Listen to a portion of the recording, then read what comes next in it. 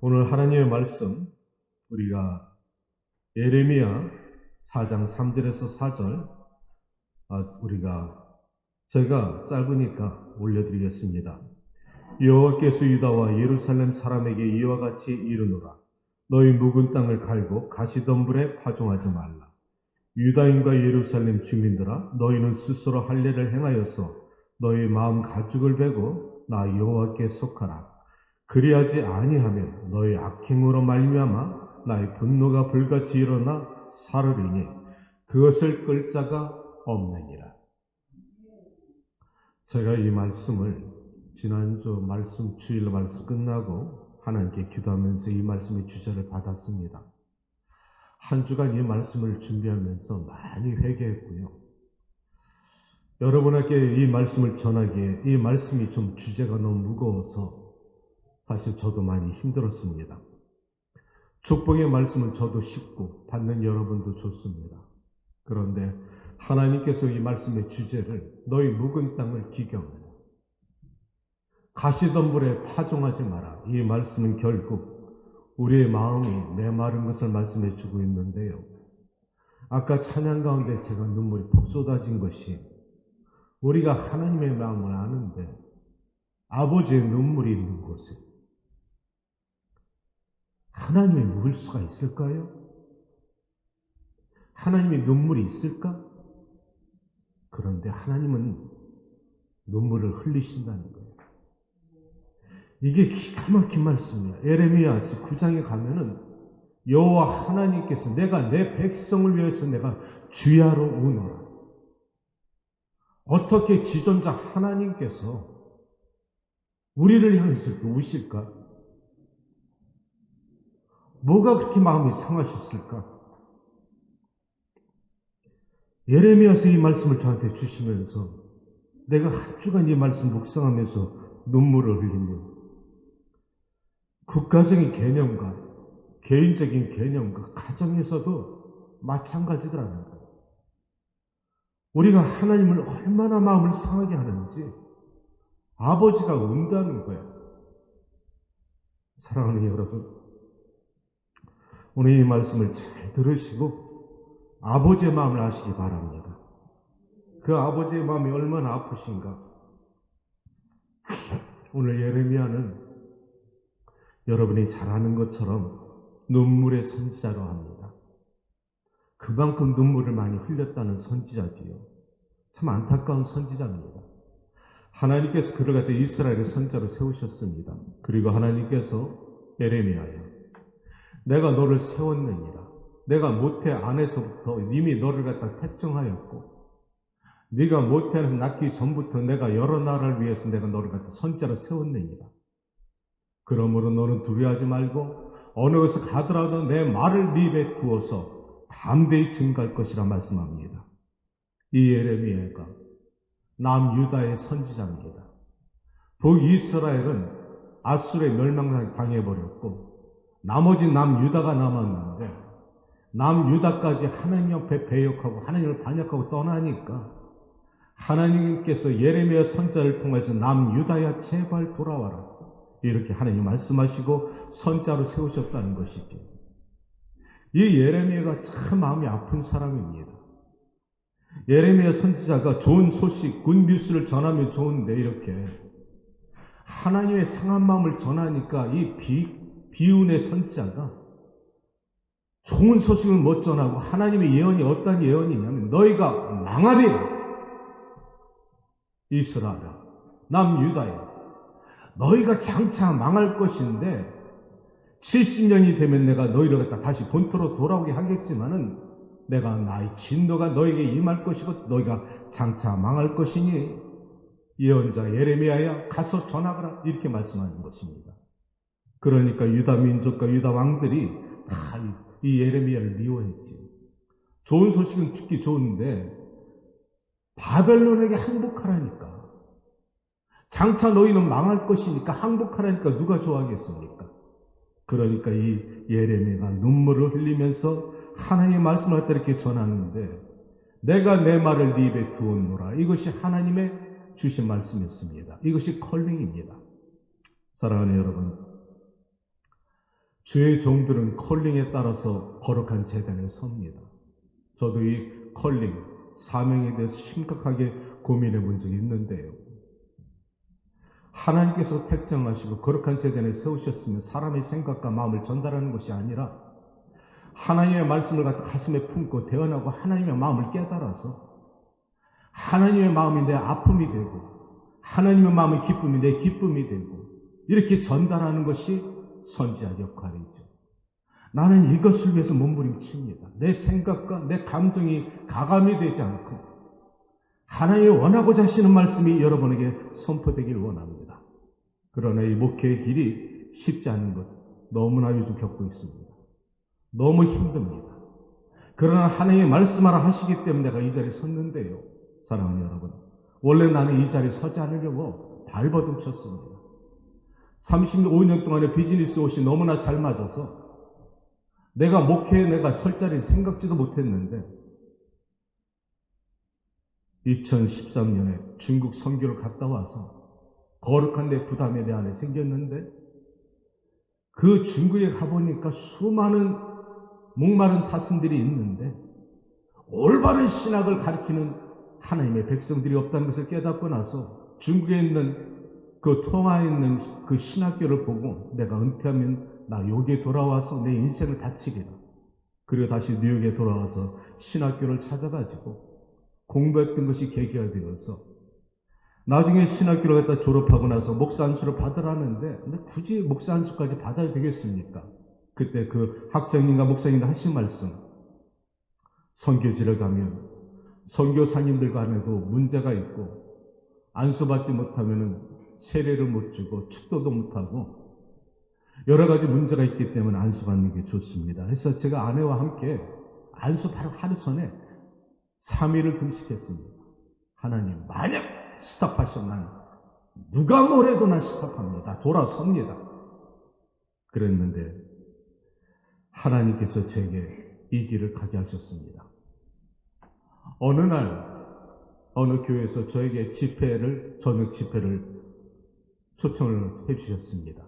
이미 여러분 들으신 분도 있겠지만 근데 제가 그 주간에 무엇이 이렇게 바빴는지 정신없이 돌아다니다 보니까 준비와 기도를 하지 게을리하지 했습니다. 시간이 됐습니다. 금요일날 저녁에 허둥지둥 그 교회로 쫓아갑니다. 사람들이 이렇게 모여 앉아있는데 초청받은 강사가 뒤늦게 와서 제가 이 앞자리에 앉았습니다.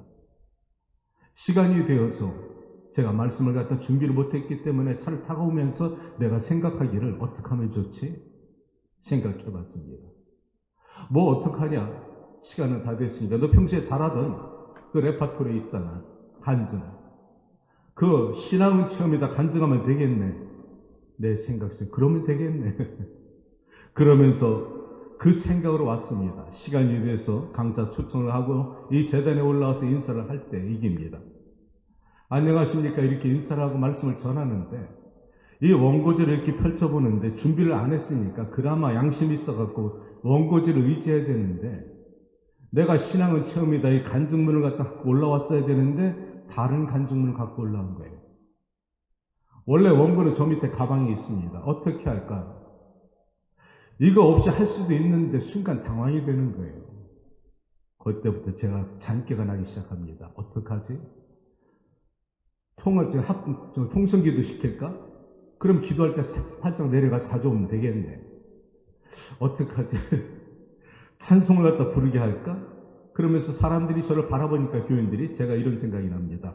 분위기가 어색하니까 여러분 찬송가 하나 할까요? 딱 펼쳤습니다. 웬만하면 찬송가 다 합니다.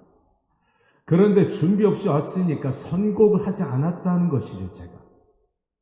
그렇지만 이 교회를 수십 년 다닌 사람은 웬만하면 딱 펼치면 이렇게 나오는데 모르겠는데요.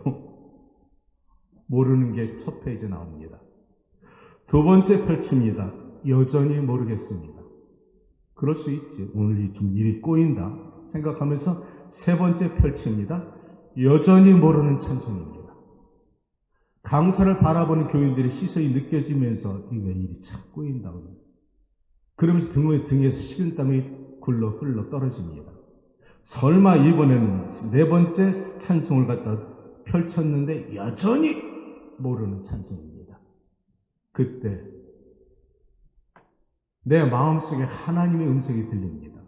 나는 네가 준비 없이, 기도 없이 내 생명의 말씀이 전하는 이 거룩한 제단에 앞으로 서서 전파하는 것을 절대 못 보겠노라. 이 지엄하신 말씀이 딱 깨달아지는데 그 순간에 눈물이 펑 터졌습니다. 하나님 잘못했습니다. 내가 준비 없이 기도 없이 거룩한 자리에 서서 말씀을 전하는 나의 잘못을 갖다 용서하시고, 하나님 잘못했으면 눈물이 펑 터지면서 내가 교인들한테 이렇게 말했습니다. 여러분, 용서하십시오. 제가 준비 없이 기도 없이 하나님의 말씀에 제단에 섰으니 용서하십시오. 제가 하나님과 여러분께 죄를 졌습니다. 울어버렸습니다. 펑펑 울었습니다. 울다가 깨보니까 꿈이더라고요. 그 꿈이 얼마나 생생한지, 침대에 일어나고서 왜 하나님이 꿈을 주셨지?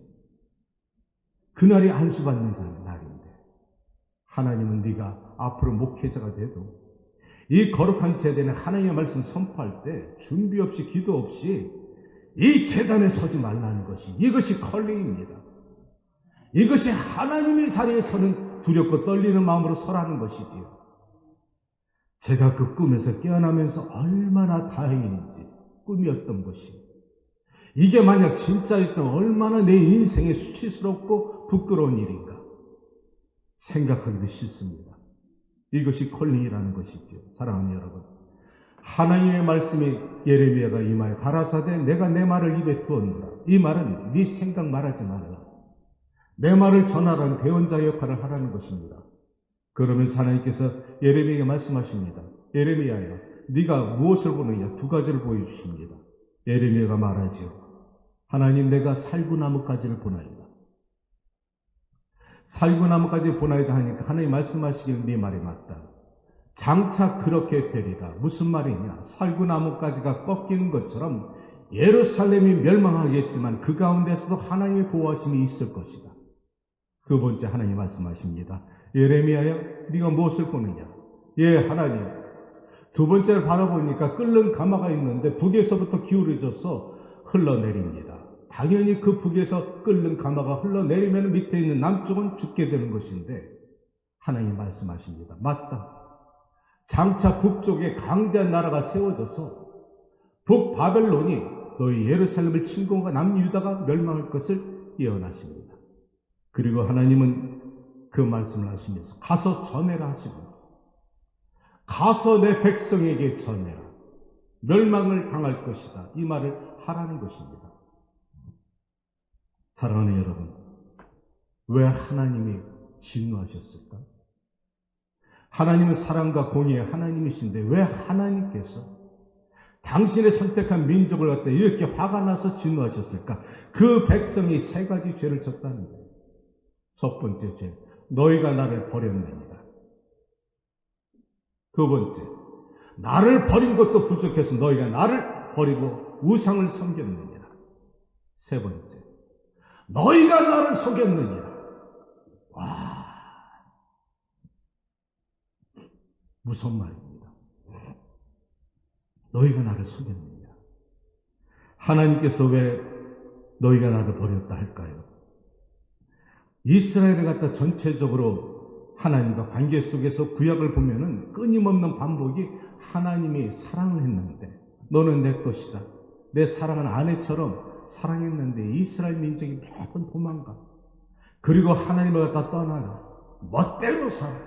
조금만 터지고 아프면 돌아와서 하나님 잘못했습니다 빌면은 하나님이 품어줘.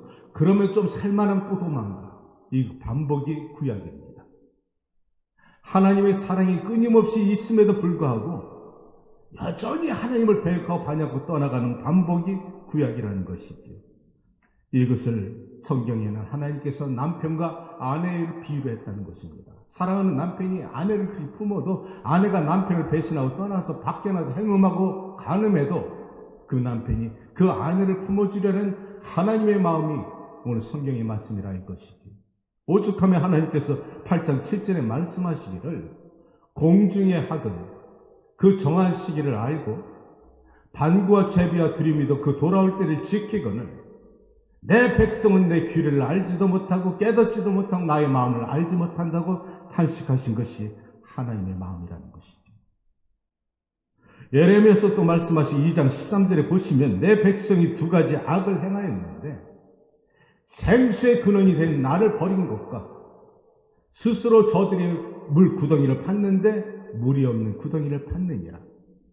생명의 그 근원이 되신 하나님을 버렸다는 것입니다.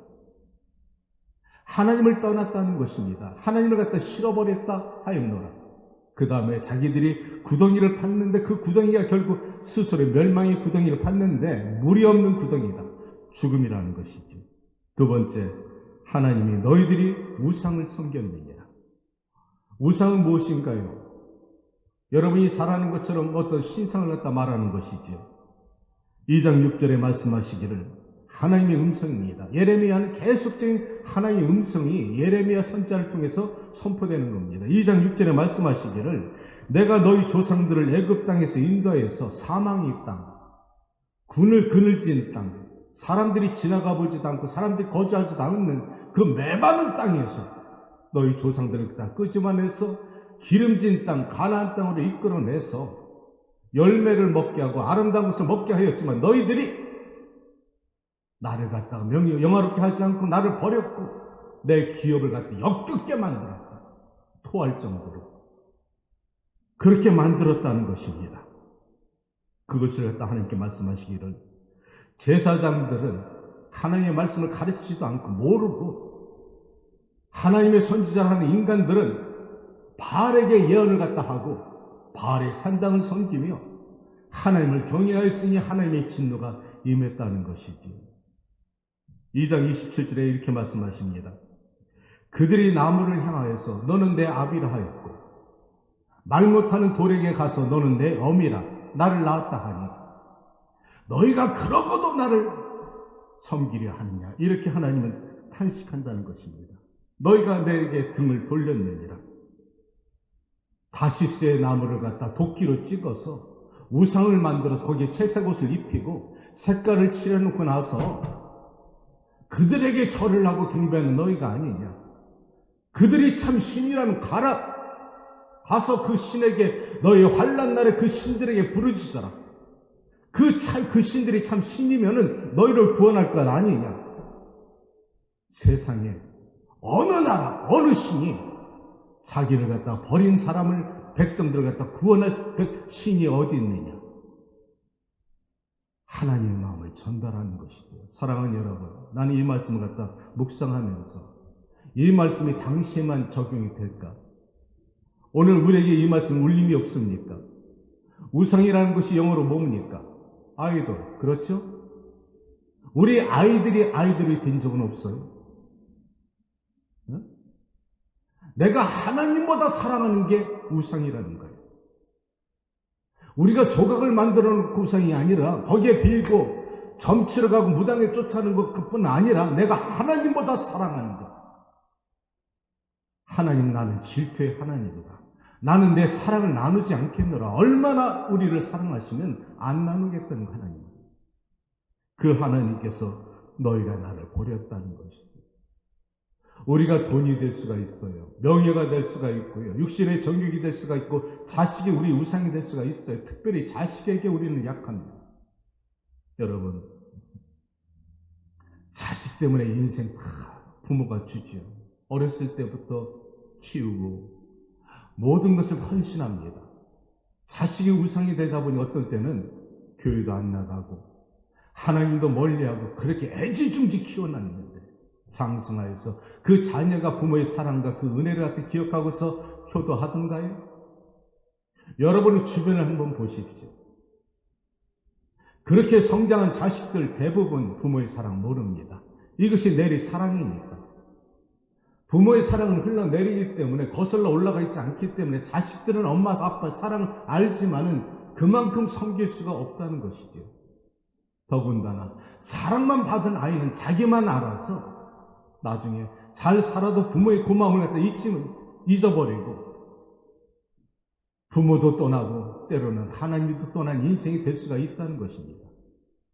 놀라운 것은 어렸을 때부터 하나님의 말씀을 다 가르치고 진리의 말씀을 갖다 진리와 공의와 하나님의 성결의 법을 가르치면 그 아이들이 자라서 믿음의 유산을 갖다 받는다면 자연적으로 부모에게 효도하는 자식들이 많다는 것입니다. 왜? 하나님을 경외하면 부모를 경외하기 때문이라는 것이지. 이것을 갖다 여러분이 잊지 말아야 됩니다. 세 번째, 하나님께서 말씀하시기 내가 너희들에게 속았다. 이야, 난 이 말씀 들으면서 소름이 끼쳤습니다. 북이스라엘아, 그는 북이스라엘과 유다는 자매지간과 같아서 북이스라엘아, 너는 나를 갖다 버려서 내가 너에게 이혼서를 갖다 주어서 너를 버렸느니라. 하나님께서 남편과 아내를 갖다 비유하시는 겁니다. 그런데 남유다야, 네가 어찌 네 언니 같은 북이스라엘의 죄악된 것을 따라가면서 나를 떠나느냐. 네 언니는 내가 버렸을지라도 너까지 그러면 나는 어떡하겠느냐 하는 아버지의 마음이라는 것이죠. 그러나 하나님을 갖다 품을 떠난 이 유다까지 마침내 멸망의 자리에 들어가는데 3장 20절에 말씀하시기를 너희가 나를 속였느니라. 그들은 하나님이 사랑의 하나님을 너무나 잘 알았다는 거예요. 이거 대단히 중요한 것인데 이스라엘 관습에는 아내가 남편을 떠나서 혼자 살다가 다시 돌아오면 받아들이는 관습이 있습니다. 그런데 그 아내가 남편을 떠나서 세상에 나가서 행음하거나 잘못된 생활을 하다 돌아오면 받질 않지요. 이처럼 하나님은 그 비유를 들어서 너희가 밖에 나가서 행음할지라도 죄악을 저지를지라도 돌아오면 내가 품겠다는 것입니다. 그것이 하나님의 사랑이니까. 그런데 여기에 참 놀라운 것을 갖다 말하는데 그들이 하나님의 사랑을 너무나 잘 알아서 하나님을 갖다가 빌미로 하나님을 갖다가 욕되게 한 것이 2장 31절에 이렇게 말합니다. 이스라엘이 말하는 말입니다. 잘 들어보세요. 우리가 자유자가 아니냐. 그러니까 다시 주께로 돌아가지 않겠다. 이야, 우리가 자유자가 아니냐. 그러니까 하나님께 돌아가지 않겠다. 우리가 구원받았지 않느냐. 그러니까 교회 안 가도 돼. 이 말이에요. 우리가 구원받았으니까 천국은 갈 수가 있으니까 웬만하면 교회 빠져도 돼. 이 말이에요. 그리고 그들이 말하기를 또 2장 35절에 나는 무죄하니까 그의 진노가 내게서 떠났노라. 하나님의 은혜로 말면 내가 정죄함 받지 않고 죄에서 자연받았으니까 하나님이 나를 징계하지 않을걸? 이것이 현대신학이지.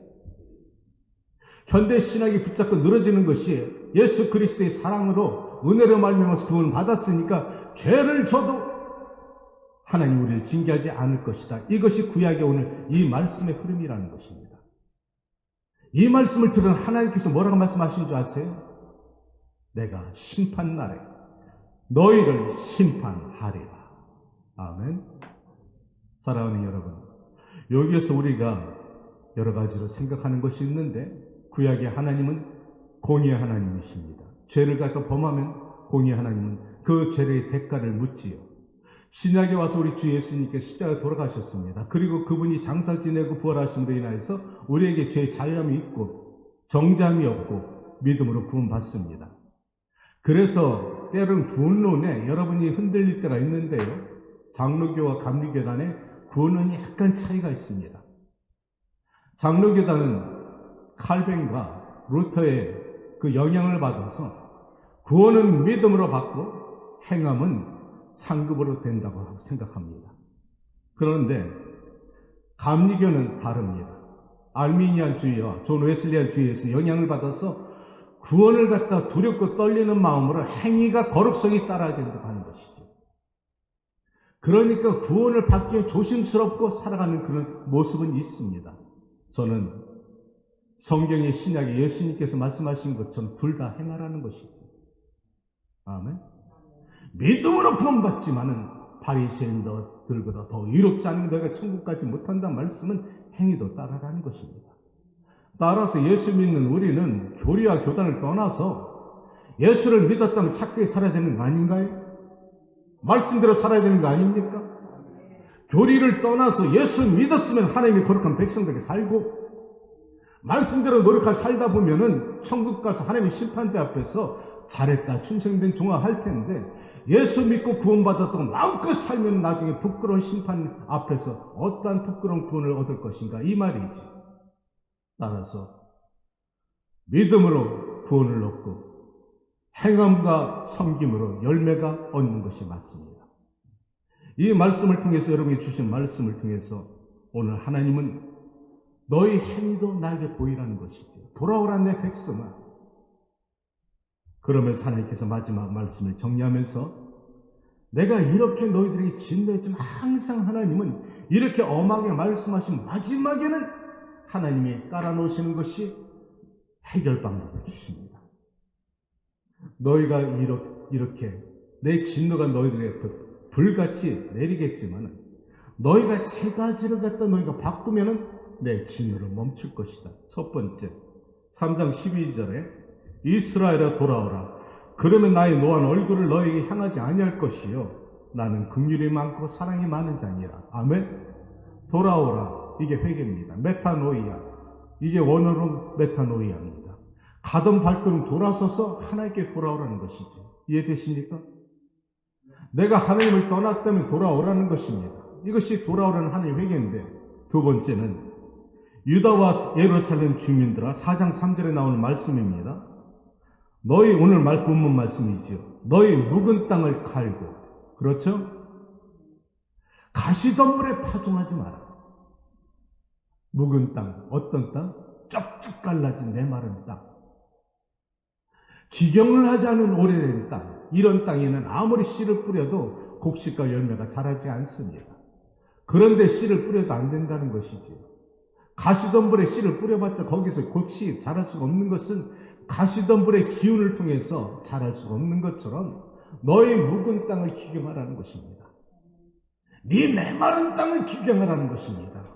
눈물과 기도로 성령의 그 말씀으로 묵은 땅을 뒤집어 엎고 성령의 불로 가시덤불을 태워버리고 성령의 검으로 가시덤불을 잘라버리고, 그러면 하나님의 말씀이 떨어질 때마다 옥토가 되어서 아름다운 열매와 결실을 갖다 맺을 수가 있다는 것이 하나님의 말씀입니다. 묵은 땅을 기경하라는 것입니다. 세 번째, 너희는 스스로 할례를 행하여서 마음가짐을 배워라. 마음을 찢으라는 것입니다. 할례가 무엇인지 아시죠? 가죽을 찢는 겁니다. 그런데 오늘 성경은 마음을 찢으라는 거예요. 마음을 칼로 베라는 거예요. 그처럼 내 마음을 갖다 하나님의 말씀으로 내 가슴을 찢어서 보여드리는 것처럼 내가 진실과 신령으로 하나님께 통회하라는 겁니다. 이것이 진정한 회개라는 것이죠. 너희가 나를 속였어. 조금만 터지면 하나님 잘못했습니다. 여호와 하나님이 일어나서 나를 구원하여 주시옵소서. 그렇게 기도하는 척하면서 입으로는 그러나 돌아서서는 세상에 나와서 여전히 죄악된 생활을 하니까 너희가 나를 속였지 않느냐. 그러지 말고 진정과 신령으로 마음을 베고 가죽을 갖다 할례를 갖다 하는 것처럼 하지 말고 마음의 할례를 받으라는 것이죠. 귀로 할례를 받으라는 것입니다. 들을 귀를 열라는 것이죠. 아멘. 사랑하는 여러분, 그렇지 않으면 나의 분노가 불같이 일어나서 너희를 살을 때 그것을 막을 자가 없으리라. 아멘. 저는 이 말씀을 갖다 묵상하면서 마음이 일주일 내내 계속 회개만 했습니다. 하나님, 기도가 통의 기도가 나오기 시작하는데 우리뿐 아니라 이 땅의 지금 현상이 예레미야 시대보다 더 험할까요? 그때보다 약할까요? 예레미야 시대 때는 이스라엘 민족이 하나님을 떠나고 우상을 떠나고 행음했지만 지금은 악이 더 성행해서 하나님의 모든 자연의 순리 갖다 거슬러 올라가서 이제는 영생을 갖다 꿈꾸고 있고요. 젊음을 갖다 영원히 갖다 누릴 수 있는 그런 것을 그런 노력을 하고 있고, 안 죽기 원해서 우주에다 또 다른 행성을 띄워놓고 다른 곳에 가서 지구를 갖다 발견하려는 이런 엉뚱한 생각하고 있는 이 바벨탑을 쌓는 교만 같은 이 땅에 하나님께서 과연 언제까지 진노를 멈추시겠는가?